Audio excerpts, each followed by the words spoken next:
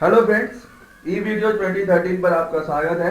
मेरा नाम अवनीश है और आज हम सीखने जा रहे हैं कि हम विंडोज 98 को कैसे इंस्टॉल करते हैं, कैसे पार्टीशन डिलीट करते हैं, क्रिएट करते हैं और फॉर्मेट करते हैं, कैसे विंडोज 98 का डिस्क एरर चेकिंग फीचर काम करता है।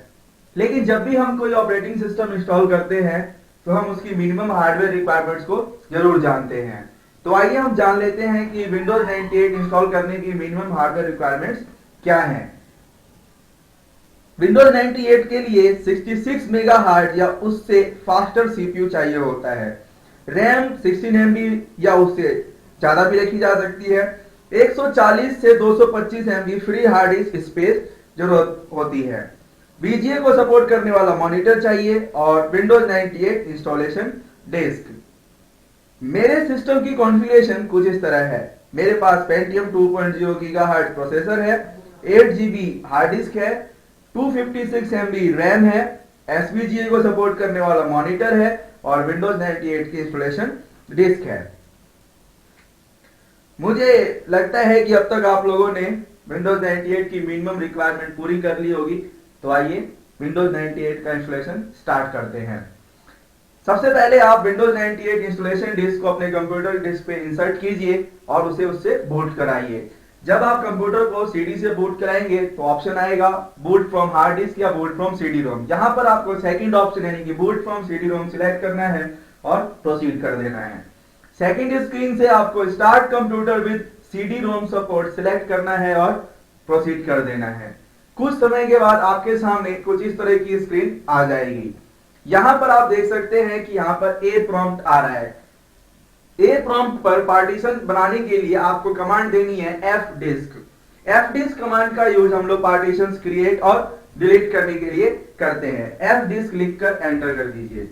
जैसे ही एफ डिस्क लिखकर आप एंटर करेंगे कंप्यूटर आपसे पूछेगा do you wish to enable large disk space support. इसका मतलब है कि आपकी जो डिस्क है वो 2 GB से ज्यादा का पार्टीशंस क्रिएट कर सकती है। मतलब जैसे मेरे एग्जांपल में 8 GB की हार्ड डिस्क है तो मैं 2 GB से ज्यादा का पार्टीशन क्रिएट कर सकता हूं। आपके पास जब भी 2 GB से ज्यादा पार्टीशन क्रिएट करने वाली हार्ड डिस्क होगी तो आपसे विंडोज 98 ये पूछेगा। अगर आप ऐसा करना चाहते हैं मतलब 2 GB से ज्यादा की पार्टीशन को क्रिएट करना चाहते हैं तो आप यहां पर कीजिए यस, और नहीं करना चाहते हैं तो नो। लेकिन मैं करना चाहता हूं तो मैं यहां पर यस करके प्रोसीड करूंगा। जैसे ही आप इसको प्रोसीड करेंगे F disk option computer screen पर आ जाएगा। यहां पर 4 ऑप्शन है। पहला ऑप्शन है क्रिएट डॉस पार्टीशन और लॉजिकल डॉस ड्राइव। दूसरा ऑप्शन है सेट एक्टिव पार्टीशन। तीसरा है डिलीट पार्टीशन और लॉजिकल डॉस ड्राइव। चौथा है डिस्प्ले पार्टीशन इंफॉर्मेशन। इन चारों ऑप्शन को बारी बारी से आप अलग अलग टास्क को परफॉर्म करने के लिए यूज कर सकते हैं। सपोज आप देखना चाहते हैं कि आपकी हार्ड डिस्क पर कोई पार्टीशन बना हुआ है या नहीं बना हुआ है, दोनों की जानकारी आप देख सकते हैं चौथे ऑप्शन यानी कि डिस्प्ले पार्टीशन इंफॉर्मेशन से। लेकिन मैं यहाँ पर फ्रेश विंडोज 98 इंस्टॉल करने के लिए जा रहा हूं तो मैं यहाँ पर सबसे पहला ऑप्शन लूंगा क्रिएट डॉस पार्टीशन और लॉजिकल डॉस ड्राइव। यहाँ पर एंटर चॉइस में 1 लिखिए और एंटर कर दीजिए। लेकिन पार्टीशन बनाने से पहले आपको यह जानना बहुत जरूरी है कि पार्टीशन कैसे बनाए जाते हैं, क्या होते हैं पार्टीशन। तो कंप्यूटर में पार्टीशन 3 प्रकार के होते हैं, प्राइमरी पार्टीशन, एक्सटेंडेड पार्टीशन और लॉजिकल पार्टीशन। प्राइमरी पार्टीशन वो पार्टीशन है जिस पर आपका ऑपरेटिंग सिस्टम लोड होगा और एक्सटेंडेड पार्टीशन वो पार्टीशन है जहां पर आप लॉजिकल पार्टीशंस को क्रिएट करते हैं और उसको हम लोग डेटा को सेव करने के लिए, चाहे फिर मूवीज है या फिर डेटास है या फिर वर्ड्स की फाइल्स वगैरह हैं, उन सबको आप सेव करते हैं लॉजिकल ड्राइव्स पे। ये होता है क्रिएटिंग सीक्वेंस, मतलब पहले प्राइमरी फिर एक्सटेंडेड देन लॉजिकल। लेकिन उन्हीं पार्टीशन को अगर आप डिलीट करने के लिए जा रहे हैं तो आपको सबसे पहले लॉजिकल पार्टीशन को डिलीट करना होगा, उसके बाद एक्सटेंडेड और उसके बाद प्राइमरी। यानी कि आप डायरेक्टली प्राइमरी पार्टीशन को डिलीट नहीं कर सकते हैं। यहां पर मैं आपको सिंपल सा एग्जांपल देकर समझाता हूं कि हम प्राइमरी पार्टीशन को डिलीट क्यों नहीं कर सकते हैं। मान लीजिए कि आप एक कमरे में रहते हैं या जिस घर में रहते हैं, क्या आप उसी घर में रहते रहते उस छत को गिरा सकते हैं? नहीं। अगर आप उसी घर में रहते रहते उस छत को गिरा देंगे तो आप भी उसके साथ ऊपर पहुंच जाएंगे। इसलिए हम लोग प्राइमरी पार्टीशन को सबसे लास्ट में डिलीट करते हैं, क्योंकि प्राइमरी पार्टीशन पे हमारा ऑपरेटिंग सिस्टम लोड है, यानी कि हमारा पूरा मकान उस प्राइमरी पार्टीशन पे ही डिपेंडेंट है। जैसे ही आप 1 लिख कर एंटर करेंगे, पार्टीशन क्रिएट करने की विंडो आपके सामने होगी। यहां पर आपको 3 पार्टीशन बनाने हैं, प्राइमरी, एक्सटेंडेड और लॉजिकल। सबसे पहला पार्टीशन बनाना है प्राइमरी, तो एंटर चॉइस में 1 लिखकर प्रोसीड कर दीजिए। जैसे ही आप 1 लिखकर एंटर करेंगे तो कंप्यूटर आपसे बोलेगा कि क्या आप पूरी की पूरी डिस्क को प्राइमरी बनाना चाहते हैं और उसको एक्टिव सेट करना चाहते हैं। अगर आप, जैसे मेरे एग्जांपल में 8 जीबी की डिस्क है, अगर मैं पूरी की पूरी 8 जीबी डिस्क को सिंगल पार्टीशन की पूरा प्राइमरी पार्टीशन ही बनाना चाहता हूं तो मैं यहाँ पे यस करके ओके कर दूंगा। लेकिन अगर मैं एक्सटेंडेड और लॉजिकल पार्टीशन ही बनाना चाहता हूं तो नो करूंगा, इसलिए मैं यहाँ पर नो कर रहा हूं। जैसे ही आप एंड करके प्रोसीड करेंगे, कंप्यूटर आपसे स्पेस के लिए पूछेगा कि आप कितना स्पेस प्राइमरी पार्टीशन को देना चाहते हो। मैं 8 जीबी की डिस्क में से 4 जीबी की डिस्क को प्राइमरी बनाना चाहता हूं, तो मैंने यहाँ पर 4000 को फीड किया है, क्योंकि यहाँ पर स्पेस एमबी में फीड करना है। 4000 लिखने के बाद ओके कीजिए। आप देखेंगे कि आपका पार्टीशन क्रिएट हो गया है। ये है आपका प्राइमरी डॉस पार्टीशन। एस्केप करके बाहर जा सकते हैं। जैसे ही आप एस्केप करके बाहर जाएंगे, कंप्यूटर आपसे वार्निंग के लिए देगा। वार्निंग में लिखा है no partition are set active, यानी कि अब तक आपने कोई भी पार्टीशन एक्टिव सेट नहीं किया है। एक्टिव पार्टीशन वो पार्टीशन है जिस पर आपका ऑपरेटिंग सिस्टम लोड होगा। तो आइए सबसे पहले हम लोग पार्टीशन को एक्टिव सेट कर देते हैं। एक्टिव सेट करने के लिए एंटर चॉइस में 2 फीड करके प्रोसीड कीजिए। यहां पर हमें वो नंबर फीड करना है जिस नंबर को हम लोग एक्टिव बनाना चाहते हैं। सपोज यहाँ पर मेरे पास केवल सिंगल पार्टीशन है और केवल 1 नंबर ही शो कर रहा है, तो मैं यहाँ पर लिखूंगा 1 और एंटर कर दूंगा। अगर आपके पास एक ज्यादा पार्टीशन है तो आप उन सबके नंबर को यहाँ पर फीड कर सकते हैं जिसको आप एक्टिव करना चाहते हैं। आप देखेंगे कि यहाँ पर स्टेटस एक्टिव दिखा रहा है, जो ए नाम से शो कर रहा है। एस्केप करके बाहर चले जाइए। अब हमें एक्सटेंडेड पार्टीशन क्रिएट करने हैं, तो क्रिएट एक्सटेंडेड पार्टीशन के नंबर को मैं एंटर करके ओके करूंगा। यहां पर मेरे पास अब 4 जीबी की ही डिस्क रिमेन बची हुई है, तो मैं उस पूरे पार्टीशन को एक्सटेंडेड क्रिएट कर देता हूं। जैसे ही मैं एक्सटेंडेड पार्टीशन क्रिएट करके बाहर जाऊंगा, कंप्यूटर मुझसे कहेगा नो लॉजिकल ड्राइव्स फाउंड, यानी कि आपने कोई भी लॉजिकल ड्राइव्स नहीं बनाई है। और जब तक मैं लॉजिकल ड्राइव्स नहीं बनाऊंगा, मैं एक्सटेंडेड पार्टीशन को यूज नहीं कर सकता हूं। तो सबसे पहले हम लोग लॉजिकल पार्टीशन बना लेते हैं। लॉजिकल ड्राइव बनाने के लिए आपको नीचे एमबी में साइज फीड करना है। अगर आप 2-2 जीबी की 2 या उससे ज्यादा 1-1 जीबी की 4 बनाना चाहते हैं तो आप यहाँ पर फीड कर सकते हैं। मैं यहाँ पर 4 जीबी का एक ही ड्राइव बनाना चाहता हूं, तो मैंने यहाँ पर पूरी की पूरी स्पेस को फीड कर दिया है और प्रोसीड कर दिया। देखेंगे कि आपका डी ड्राइव जो सेकंड डिस्क पार्टीशन है वो यहाँ पर क्रिएट हो गया है। 4189 MB यहाँ पर शो कर रहा है और आपकी डिस्क दिखा रहा है 100% यूजेज। एस्केप प्रेस करके बाहर जा सकते हैं। आपकी दोनों ही डिस्क यहाँ पर शो कर रही है। फर्स्ट जो है आपका सी ड्राइव है जो एक्टिव है, प्राइमरी डॉस पार्टीशन है। दूसरा जो है एक्सटेंडेड डॉस पार्टीशन है और यहाँ पर कोई ड्राइव लेटर नहीं आ रहा है। लेकिन अगर आप उस ड्राइव लेटर को चेक करना चाहते हैं तो नीचे एक इंफॉर्मेशन आ रही है, do you want to display the logical drive information. अगर आप लॉजिकल ड्राइव को भी देखना चाहते हो तो वाई लिख के एंटर करोगे, आपको आपका पार्टीशन शो कर देगा। देख सकते हैं डी ड्राइव यहाँ पर शो कर रही है। स्केप करके हम लोग बाहर जा सकते हैं। जैसे ही आप स्केप प्रेस करेंगे, कंप्यूटर आपसे बोलेगा कि आपको अपना कंप्यूटर रीस्टार्ट करना होगा, तभी आप आगे प्रोसीड कर पाएंगे। तो आप स्केप प्रेस करके कंप्यूटर को रीस्टार्ट कर लीजिए। कंप्यूटर रीस्टार्ट करने के बाद आपको सीडी से ही बूट कराना है सिस्टम को और दोबारा ए प्रॉम्प्ट तक वापस आना है। यहां पर आप देखोगे कि आपको ऊपर की तरफ ड्राइव ई शो कर रहा है। याद रखिए ड्राइव ई लेटर जो यहां पर शो कर रहा है ये आपका सीडी रोम का लेटर है। ये कोई भी लेटर हो सकता है अकॉर्डिंग टू योर कंप्यूटर। मेरे कंप्यूटर में ई ड्राइव शो कर रहा है, आपके पास कुछ भी ड्राइव लेटर शो कर सकता है, लेकिन शो वहीं पर करेगा। आपको ई ड्राइव पर जाना है। ई ड्राइव पर जाने के लिए ई लिखकर कॉलन लिखकर एंटर कर दीजिए। ई कॉलन लिखने के बाद आप देखेंगे कि आप ई ड्राइव पर आ गए हैं। ई ड्राइव पर आप चेक करना चाहते हैं कि क्या क्या रखा हुआ है, तो डॉस की जो डायरेक्टरी कमांड होती है वो यहां पर यूज कर सकते हैं। DIR एंटर लिखेंगे तो आपको सारी फाइलें शो करा देगा कि कौन कौन सी फाइलें आपके कंप्यूटर पे ई ड्राइव पे रखी हुई है। तो आप देख सकते हैं कि यहाँ पर विंडोज 98 की फाइल रखी हुई है और एज वेल एज उसका सेटअप भी रखा हुआ है।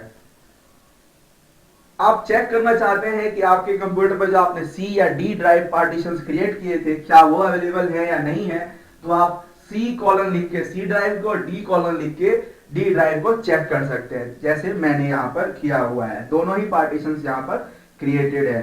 अगर C और D में कोई भी एरर हुआ तो यहाँ पर बता देगा drive not found.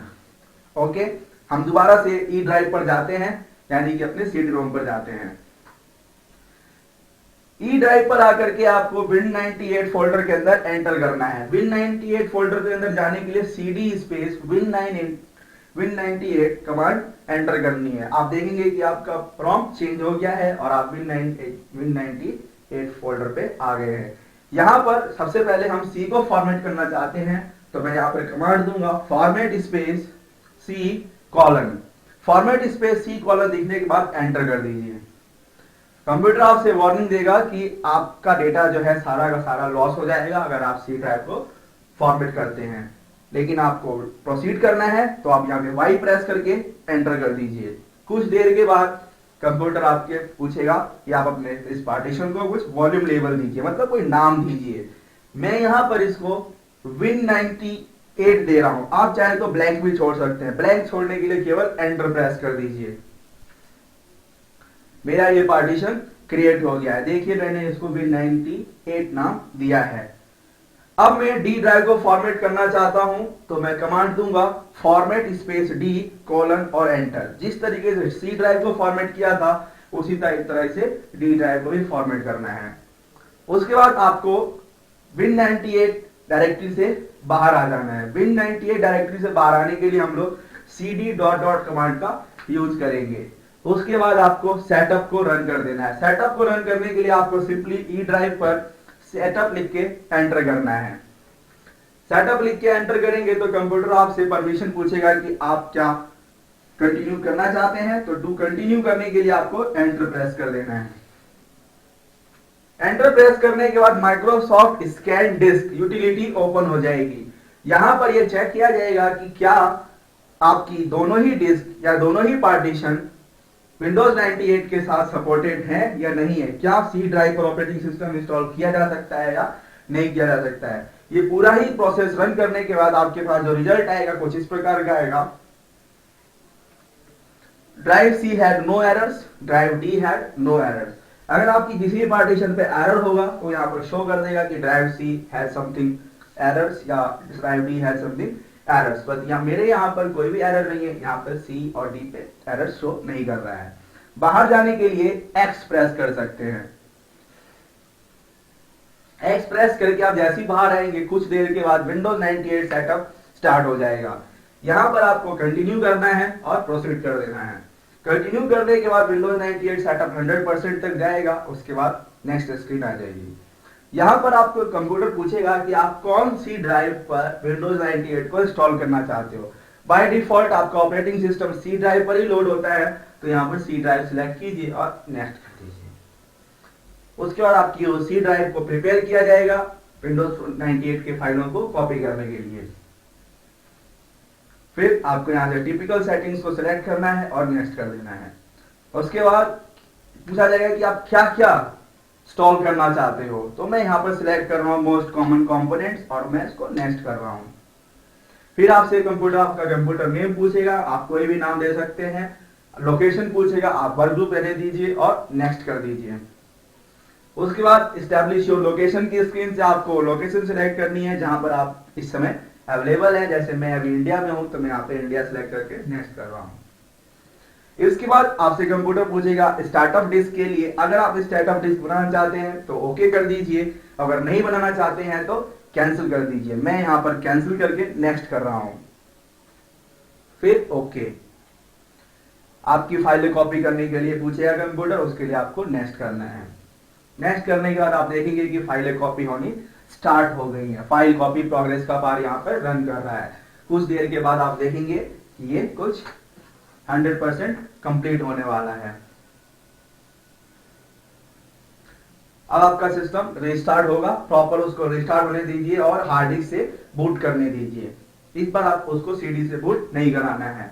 Hard disk से बूट कराने के बाद आपसे आपका यूजर इंफॉर्मेशन पूछा जाएगा, यहाँ पर आपको अपना यूजर नेम देना है। लाइसेंस एग्रीमेंट, माइक्रोसॉफ्ट का विंडोज 98 लाइसेंस एग्रीमेंट, उसको आपको एक्सेप्ट करना है और नेक्स्ट कर देना है। विंडोज 98 सीडी के साथ जो आपको प्रोडक्ट की मिली है वो प्रोडक्ट की को यहाँ पर एंटर करना है और नेक्स्ट कर देना है। उसके बाद डेट और टाइम प्रॉपर्टी, यानी कि आपको अपना टाइम जोन सिलेक्ट करना है। टाइम जोन सिलेक्ट करने के बाद आपको नेक्स्ट अप्लाई और ओके कर देना है। कुछ देर बाद आप देखेंगे कि आपका माइक्रोसॉफ्ट विंडोज 98 का लोगो शो कर रहा है और आपका विंडोज 98 इंस्टॉलेशन कंप्लीट हो गया। कुछ देर के बाद आपका डेस्कटॉप आ जाएगा। Thank you. अगर आपको मेरी वीडियोस अच्छी लग रही हैं तो आप www.youtube.com/user/evideo2013 पर जा सकते हैं, या फिर मेरे ब्लॉग्स को आप डायरेक्टली evideo2013.blogspot.in पर जाकर पढ़ सकते हैं। मैं आपके हेल्दी कमेंट्स का इंतजार कर रहा हूं। अपने कमेंट्स को आप evideo2013@gmail.com पर भेज सकते हैं। और अगर आप मेरी वीडियोस को डायरेक्टली अपने मेल बॉक्स में चाहते हैं तो आप मेरी वीडियोस को सब्सक्राइब कर सकते हैं, जिसके बाद आपकी मेरी हर नई वीडियो आपके सीधे मेल बॉक्स में आप मिल जाएगी।